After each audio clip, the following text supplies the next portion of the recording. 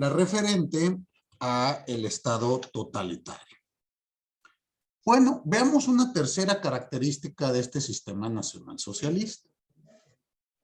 Dense cuenta que si bien el fascismo pertenece a un régimen autoritario, el nacionalsocialismo es un régimen autoritario de igual manera, pero con la característica de ser totalitario. Vamos a ir profundizando un poco más al respecto más adelante, pero vean ustedes estas grandes diferencias. El sistema fascista nunca llegó a volverse totalitario. Además, hay que tomar en cuenta que en el sistema nacional socialista existe una clara ideología. Esta ideología, bueno, debemos de irla entendiendo poco a poco. ¿Cómo la vamos a interpretar? Pues ustedes saben, tiene un nacionalismo extremo, una fuerte propulsión a la xenofobia, al racismo.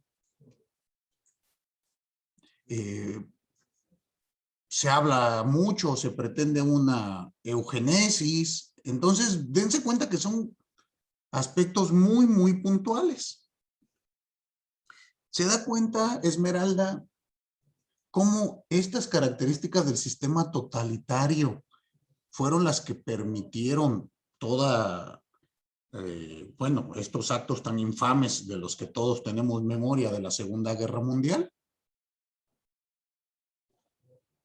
Sí, profesor. Y se da, bueno, recordando este ejemplo que tuvimos en el caso mexicano con el tatuaje, ¿le parece a usted que hay condiciones para que ocurra algo similar en nuestro sistema? No, no, profesor, para nada. Porque reitero, a mí me parece un tanto alarmista las conclusiones a las que se llega en esa resolución. ¿A ustedes no? ¿Sí ubican de cuál estoy hablando? De ese amparo ¿qué fue un amparo en revisión, no? Que les compartí una sentencia. Sí, profesor. Entonces vean ustedes, bueno, claro que en ese momento, en ese contexto, pues se dio en virtud de que era un estado totalitario e incluso todos estos ajenos, todos estos diversos, pues no tenían ningún tipo de derecho. Y esto nos lleva a hablar de la tercera característica. La tercera característica del sistema es que se busca la grandeza. ¿Recuerdan ustedes? Hay que recuperar la grandeza del pasado, pero el modo de recuperar la grandeza solo puede alcanzarse por medio de la guerra. Por lo tanto, el Estado debe de estar organizado con una fuerte estructura militar y estar siempre preparado para la guerra.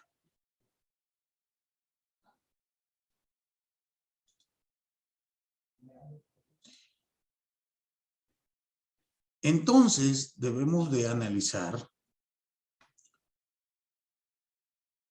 qué es lo que ocurría aquí. Si ustedes analizan algo de la historia del sistema, van a notar que estaba fuertemente estructurado de manera jerárquica, con una disciplina férrea, donde no era posible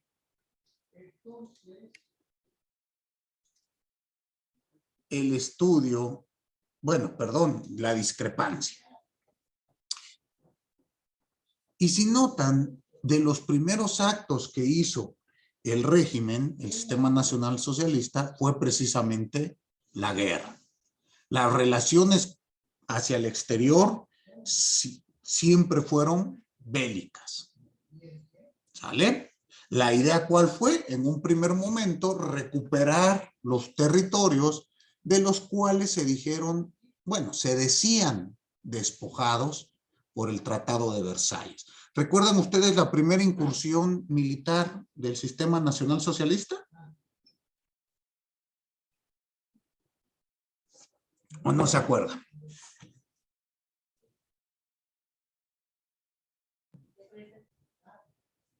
Perdón, Diana, no te escuché. No sé, como que me viene un poquito a la memoria, no mis clases de historia, sino las de biología, y creo que fue a Polonia. Exactamente. ¿Por qué? Perdón, ¿eh? ¿Y por qué biología? Es que cuando estudié biología en CCH, nosotros estudiamos mucho la cuestión de Hitler en el ámbito de los experimentos que hacían. Entonces nos explicaban que ellos invadieron Polonia en primer plano por un parque que se encuentra en el centro de Polonia, porque ahí desarrollaron como intentaban crear un animal que fuera digno de que los alemanes lo cazaran. Entonces fue ahí donde empezaron sus mutaciones. Ok. Bueno, no desconocía yo ese dato, pero propiamente es a lo que me refiero con la eugenesia. La eugenesia es, ¿cómo decirlo? La autodirección o la influencia que puede tener el ser humano en la evolución del propio ser humano, algo por el estilo. Aquí lo que usted me platica, pues, entiendo yo que también algo tiene que ver tratar de crear una raza superior digna que pueda ser cazada por ellos. Y sí, la primera incursión militar fue en Polonia. Y de ahí hubo una rápida expansión de adhesiones al territorio. Entonces es muy interesante, incluso algunos documentales que he visto y libros comentan que esta adhesión de Polonia al régimen nacional socialista, si mal no recuerdo, se hizo en una incursión muy, muy rápida y creo que sin echar un solo disparo. Tendría que confirmarles, pero me parece que fue así. Ahora bien, esta tercera característica, bueno, ustedes saben que trajo consecuencias severas a la humanidad. No únicamente fue un movimiento de expansión local, sino como ustedes saben, posteriormente se volvió un movimiento de expansión mundial. Y en su momento se tuvo como consecuencia la Segunda Guerra Mundial. ¿Eso sí queda claro? Recuerden que esta idea de la guerra y este estado permanente de búsqueda de enemigos es muy propio de estos sistemas. Para ellos la paz se vuelve algo infructuoso, algo estático, algo que no nos sirve. ¿Queda claro? Sí, profesor. Muy bien. Veamos la cuarta característica. Esta cuarta característica se refiere a la ideología que he venido adelantando. Nosotros sabemos por películas, por diversas referencias, que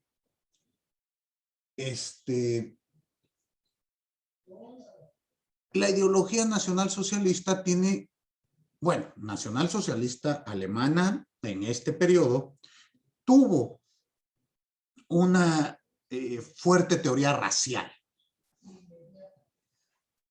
Y por lo tanto, esto es lo importante, esta teoría racial nos comentaba que la humanidad podía dividirse en dos grandes rubros: los arios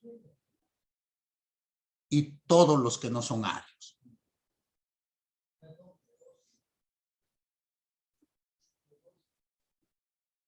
Los arios, bueno, ustedes ubican el ideal ario, ¿no? el germán, rubio, de ojo azul, alto.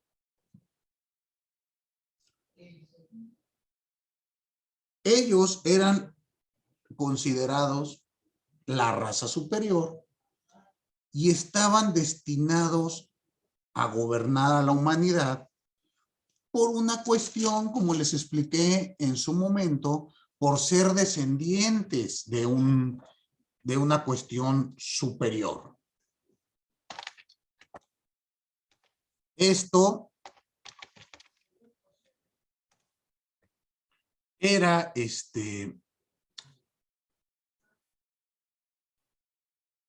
una cuestión, vamos a decirlo,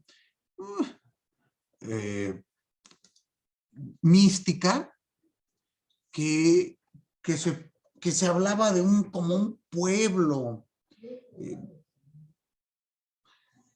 que tenía características supremas a los demás. Esto recuerden que lo descubre Hitler en aportaciones de diversos personajes ideólogos del momento, pero ideólogos, les decía yo,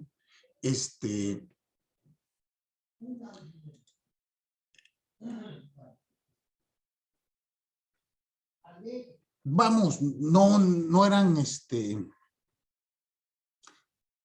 ideólogos que tuviesen obras publicadas o que tuviesen algún tipo de pensamiento serio, sino eran más de estos ideólogos, ¿cómo podría decirlo yo? Populares, no sé si es correcto el término, que su obra era más consumida o aceptada en estos círculos proletariados y bajos. En virtud de estos pensamientos, y aquí es lo importante, surge la ideología de esta raza aria. Esta idea de la pureza racial, bueno, reitero, hay que entenderla como la cuestión que para Hitler la idea de esta raza superior pues debía de preservarse, fomentarse, y por lo tanto estaban prohibidos, al ser un estado totalitario, cualquier tipo de matrimonio, vamos a llamarlo así, interracial. Si ustedes notan o estudian un poco del tema, del caso, yo les recomiendo, si tienen oportunidad, consulten la enciclopedia del Holocausto. Es pues me parece a mí una herramienta digital que les puede ir ayudando poco a poco a entender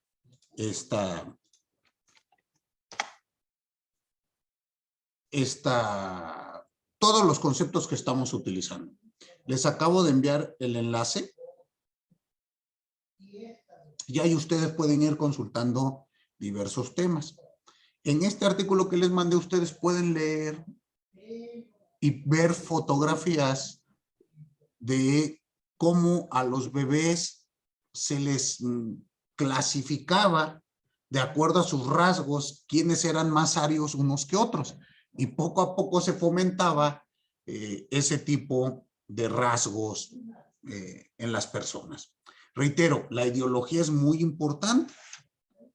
Existían arios y no arios. Los arios son los que tengan estas características, rubios, bien parecidos, idealmente germanos. Y el resto de la humanidad se debía de entender como esclavos. Estaban destinados a servirle al pueblo ario. Dime, Esmeralda. Bien. Profesor, entonces Hitler se encontraba en el grupo de los no arios, pues él no tenía estas características. Pues claro, pero pues él era el líder. Si usted tiene oportunidad, les decía en Netflix, yo he visto varios documentales y también en YouTube encuentran varios. Hay algunos donde tocan precisamente ese problema, que dicen, bueno, es que las características ideales que señalas, pues no las tenía el propio líder y varios de sus círculos cercanos, pero recuerde que se aplicaba en los demás. Entonces, sí, hay que analizar esta circunstancia. Recuerden, esta teoría racial es arios y todos los demás. Los arios tienen por destino gobernar a la tierra y todo lo demás son esclavos o siervos para los arios.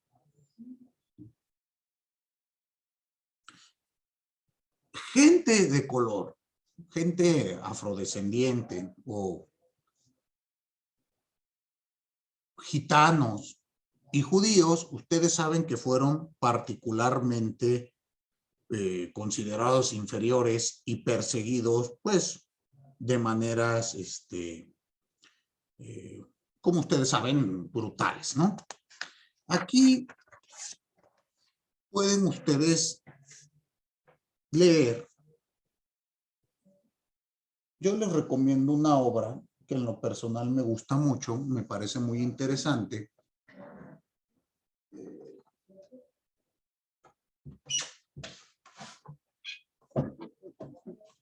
Okay. El hombre en busca de sentido. ¿Lo conocen o lo han leído? De este hombre italiano.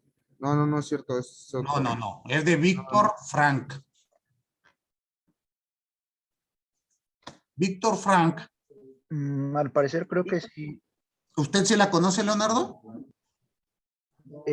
Sí, un poco, profesor. Nuestra maestra, una maestra de tercer semestre, me parece, nos la puso a leer, pero sí, más o menos recuerdo.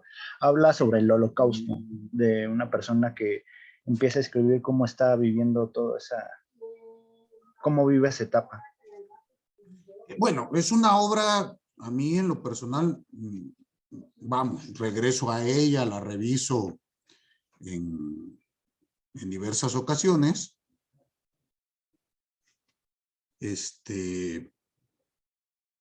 Tienen oportunidad, léanla. Creo que les puede gustar. Este libro lo escribe, les decía, el doctor Víctor Frank. Él es psiquiatra, escritor, judío, y le tocó vivir el holocausto en carne propia. Les platica cómo era un campo de concentración desde el primer día. Y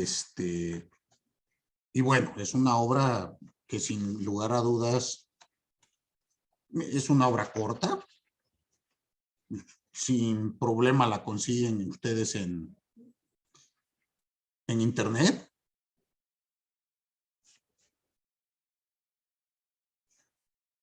Son 116 páginas, poquito menos, como 95 del puro texto, porque la edición que yo tengo tiene varios apéndices.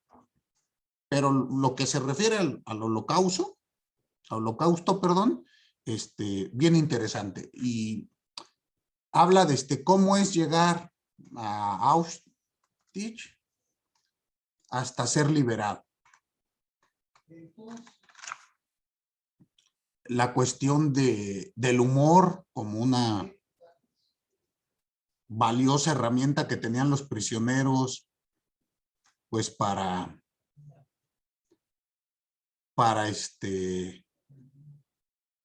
aguantar un poquito tanta circunstancia. Las fases que él considera o que él encuentra como psiquiatra por las cuales vamos atravesando. y cómo el hombre siempre está en busca de un sentido. En cada aspecto de nuestra vida pretendemos darle algún sentido a lo que estamos haciendo, ¿no? Si pueden, chéquenla. Y esto, bueno, pues tienen sin lugar a dudas, conocerán de primera tinta un poquito de lo que ocurrió, ¿no? Porque a veces en la televisión y demás, bueno, pues nos plantean de la mejor manera que se puede las circunstancias. Está esta obra y yo acabo de comprar una, no sé qué tan buena esté, todavía no la abro. Se llama La catadora de Hitler. Esta es novela histórica.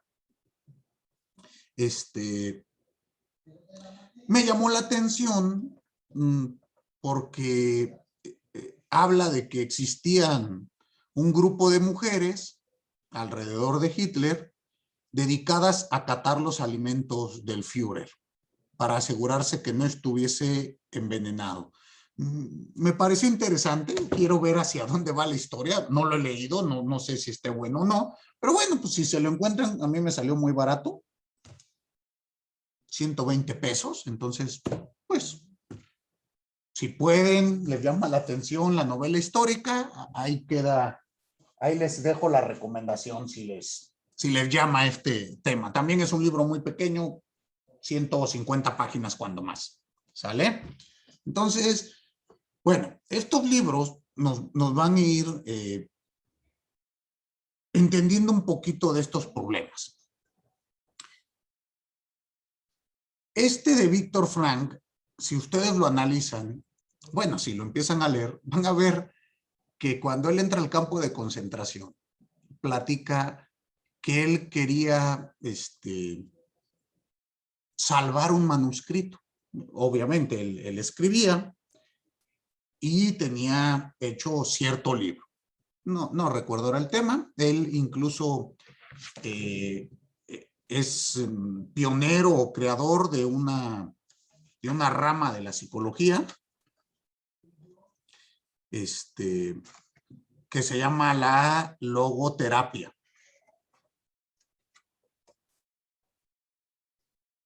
De la psicología, perdón. Y bueno, él al querer llegar al campo de concentración, pues intenta salvar sus pertenencias más valiosas. Dice que algunos de sus compañeros se tragaban los anillos, los diamantes, etcétera. Pues porque obviamente te desnudan y te querían, bueno, te quitaban todo lo que llevases de valor. Y él trataba de salvar su manuscrito.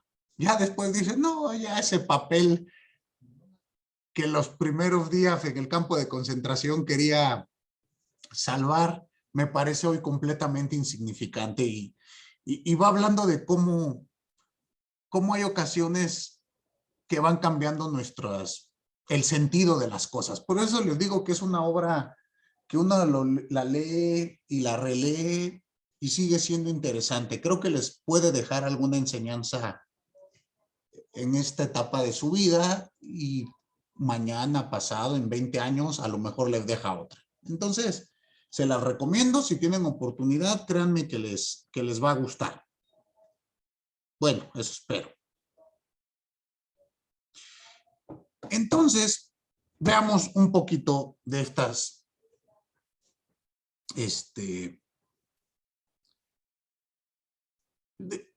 de las características del sistema nacional socialista. Primero que nada, las características del sistema totalitario hay que entenderlas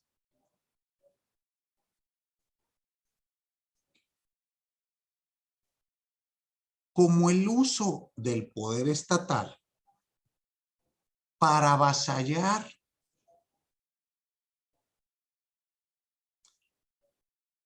cualquier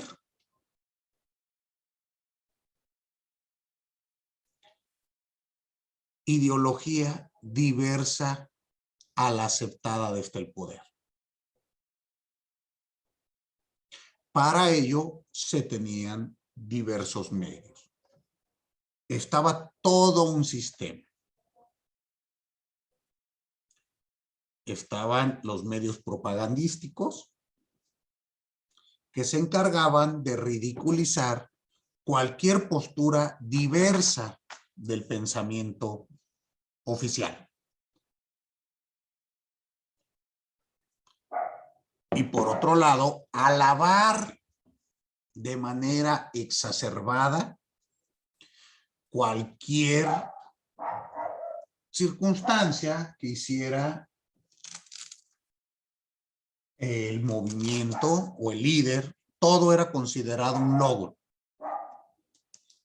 Este mecanismo, el propagandístico, se volvió muy importante. Incluso había un ministerio de propaganda. ¿Ustedes recuerdan quién fue el ministerio de propaganda de Hitler?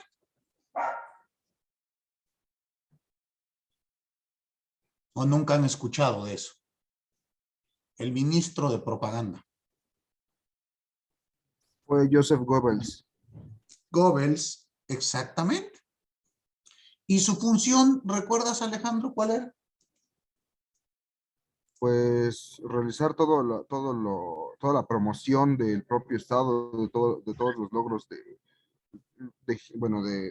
Führer y del ejército. Exacto. Y además, ridiculizar cualquier idea que osara siquiera cuestionar al líder y censurar otras ideas. Todo lo que estuviese a disposición del público tenía que llevar el visto bueno del ministerio. De tal forma que la sociedad alemana no tenía acceso a fuentes de información diversas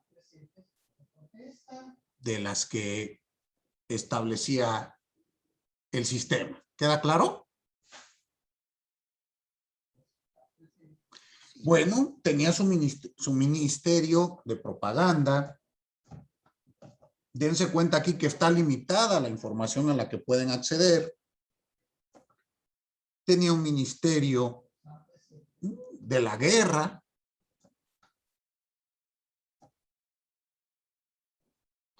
Que era pues el encargado de realizar pues todas las incursiones armadas y preparar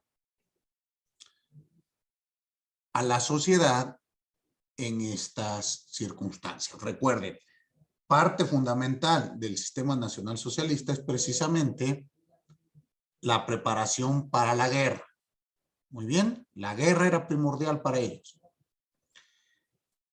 Tuvo a su vez su ministerio de el trabajo,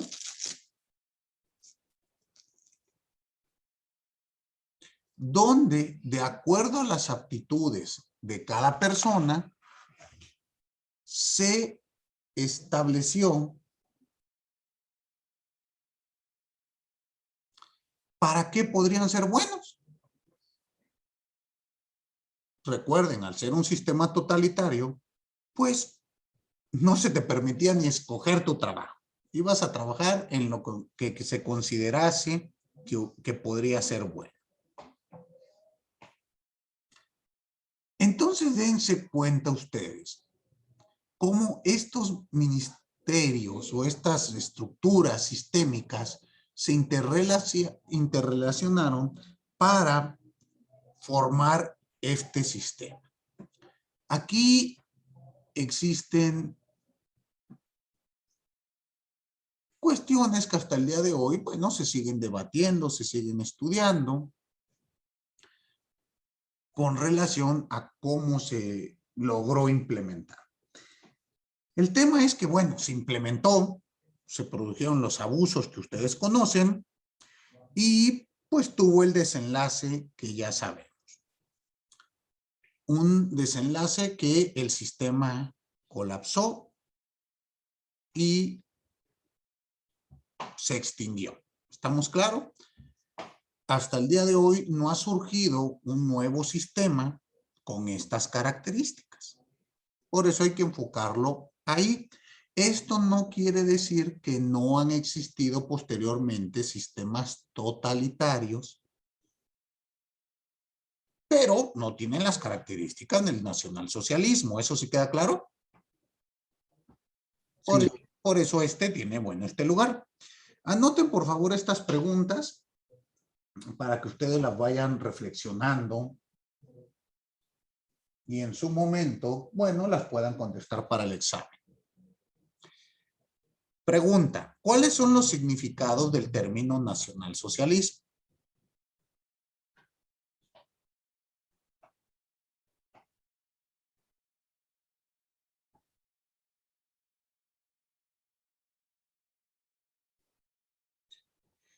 Pregunta, ¿las ideas del nacionalsocialismo nacieron a consecuencia de la derrota alemana en la Primera Guerra Mundial?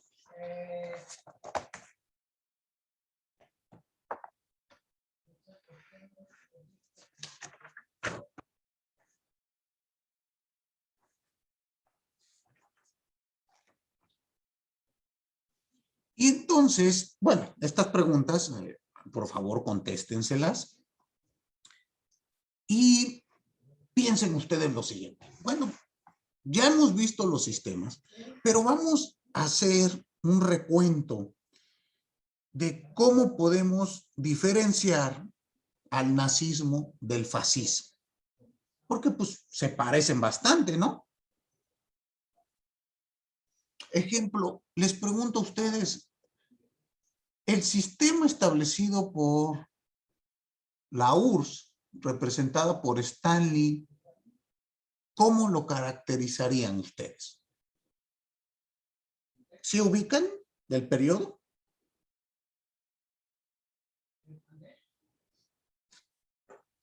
Y para ustedes, ¿qué sería? ¿Qué característica? ¿Cómo lo calificarían? ¿De quién habla? ¿De Stalin? ¿Stalin? Fascismo. ¿Te parece fascismo, Jorge? Sí. Ok, ¿me podrías dar un poquito más, ampliar tu respuesta?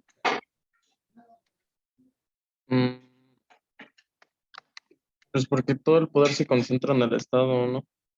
Bueno, yo sí lo veo. Y no hay como que en el nacionalismo como que se busque esa, no sé si esté bien decir, esa patriotismo, se podría usar patriotismo o es diferente al nacionalismo. Bueno, a mí me parece nacionalismo, si te estás refiriendo a que todos los que pertenecen a la URSS eran superior a los demás, ¿o cómo? Sí, eso no existía. Para mí eso no lo veo muy Eso no aparecía en el sistema de Stalin. exactamente. Yo no lo veo muy recalcado en ese sentido. Por eso digo que es más como fascismo. Pero en el fascismo, ¿no recuerdas que también una característica era el nacionalismo exacerbado? Sí, pero no. Bueno, yo lo veo más reflejado en el nacionalismo. No sé. En el nacional socialista. Ajá. Ok, ok. ¿Alguien tiene otra opinión?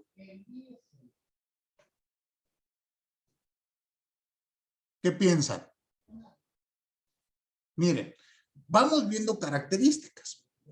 Aquí propiamente estoy hablando del sistema nacional socialista de Hitler y del fascismo italiano. Y de ahí podemos ir partiendo a otros lados.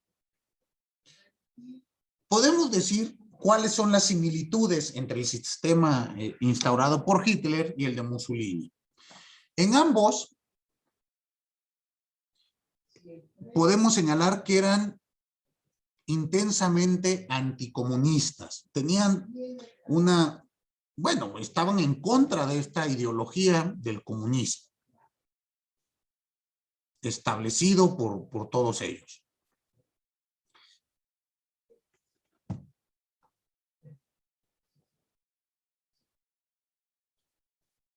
Ambos proponían crear un estado totalitario.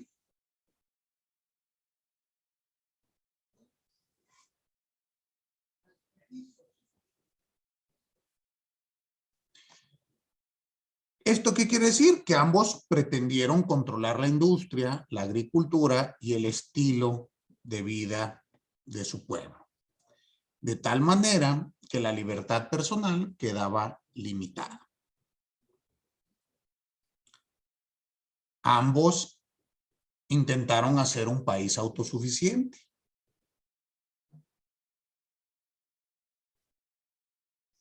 También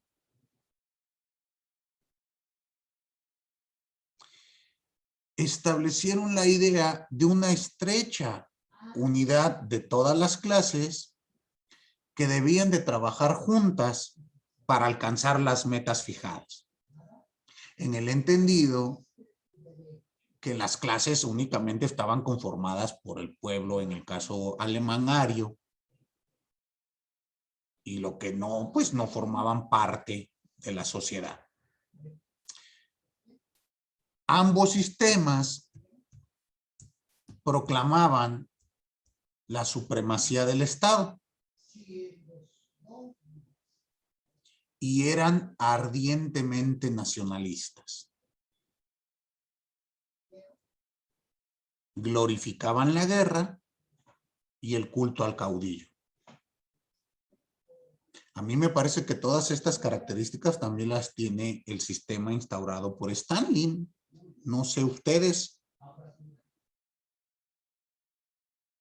El sistema de Stalin también me parecía, bueno, me parece que fue altamente nacionalista. Pero bueno. La única característica que no tendrían en común, pues que el sistema de Stalin, pues obvio, no era anticomunista, ¿verdad? Todo lo contrario. Era anticapitalista, pero de ahí en fuera, pues todas las demás características están presentes. Pero ¿cuáles eran las diferencias que existieron entre el sistema de Mussolini y el de Hitler?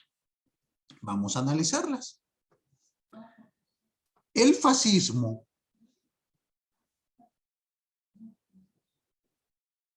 nunca, bueno, la ideología fascista no pareció echar raíces tan profundas en la sociedad italiana.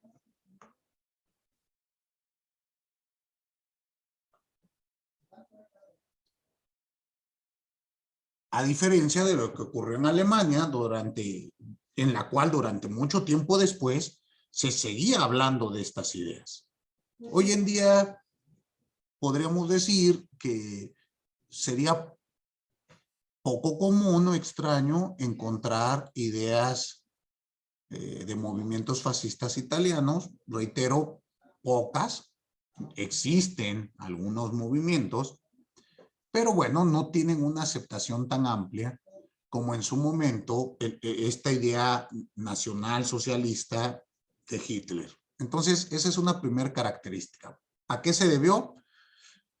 Yo me atrevo a decir que a la fuerte propaganda que existía hacia el pueblo, donde la educación era tratada, bueno, era dada por el Estado, y más que educación era adoctrinamiento.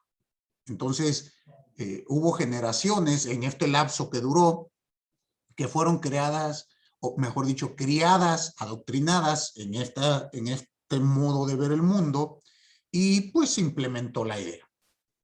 Segunda diferencia. El sistema italiano no era tan eficiente como el alemán. Italia nunca se acercó ni remotamente a la autosuficiencia. Recordemos, esto de ser autosuficiente, puedo cerrar fronteras y yo tengo cómo enfrentarme al mundo. En Italia nunca se suprimió el desempleo y de hecho, durante el régimen fascista, aumentó el desempleo y el descontento social. Cosa que no ocurrió en Alemania, como platicábamos la clase anterior. Ahí llegó un momento en el que incluso el desempleo desapareció, los trabajadores estaban, vamos a decir, relativamente contentos y existió una, vamos a decir, y esto por favor que no se malinterprete, existió una especie de estado de bienestar para los alemanes. ¿Sale? Pisoteando y destrozando derechos de muchos otros. Pero bueno, los que estaban del lado correcto de la historia eran bendecidos por el líder. Muy bien. Entonces, esta es una característica también que hay que analizarla. Siguiente característica, el sistema italiano no era tan despiadado como el alemán. Incluso en el sistema italiano, pues no se dieron matanzas masivas.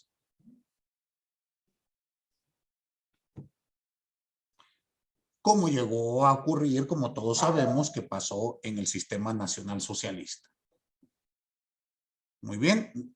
El fascismo, si bien pretendía ser totalitario, creo que no llegó ahí. En cambio, el nacionalsocialista sí llegó a ser totalitario. Siguiente diferencia. El sistema italiano no fue particularmente antijudío. No tenía una ideología de exclusión o de cuestiones por ideología religiosa como la tuvo el sistema nacionalsocialista. ¿Hasta cuándo el fascismo se vuelve antisemita? Pues hasta que se une y hace coalición, Hitler con Mussolini. Recuerden que ellos forman parte del eje, ¿sí se acuerdan de eso? De la Segunda Guerra Mundial. Sí. Sí, profesor. Entonces, bueno, pues hasta ese momento es cuando se toma en Italia estas características. La política religiosa de Mussolini, a partir de 1929, resultó ser más eficaz que la de Hitler en el sentido de que no se volvió excluyente. Si bien había un rechazo a otros tipos de religiones, no eran atacadas, no eran reprimidas, lo cual permitió una mayor aceptación en la sociedad italiana.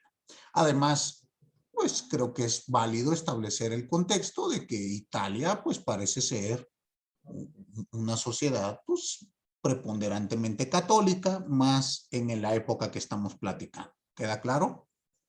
Pues basta recordar que la sede de la religión católica pues se encuentra en Italia. Muy bien.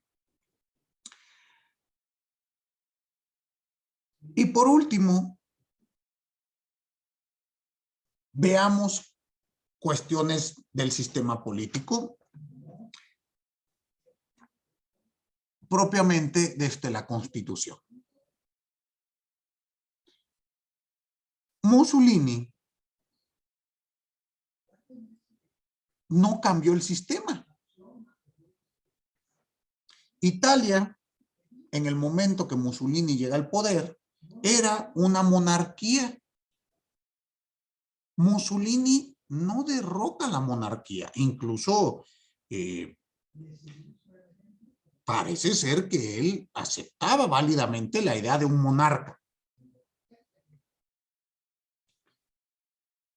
Si bien muchas de las actuaciones de Mussolini no tomaban en cuenta al rey, Mussolini no lo mató, no lo desapareció. La corona siguió en vigor. Es decir, estaba el rey y Mussolini, constitucionalmente hablando. En el caso contrario, para Hitler, esto no aconteció. Hitler modificó todas las normas para que él fuese la máxima autoridad en el país. Nuevamente, la idea de llegar a un estado totalitario. Estas son las características primordiales. Habrá que analizar en otros países, en otras cuestiones, cómo diferenciar un estado totalitario pues, de un estado fascista. ¿Sale? ¿Alguna duda o comentario? Ninguna, profesor. Ninguna. Perfecto. Bueno, se ha terminado el tiempo de la clase de hoy. Les agradezco a todos y a todas su atención. Pasen un excelente fin de semana y nos vemos por acá el próximo miércoles. Hasta luego. Hasta luego, profesor. Gracias, maestro. Hasta luego. Nos vemos.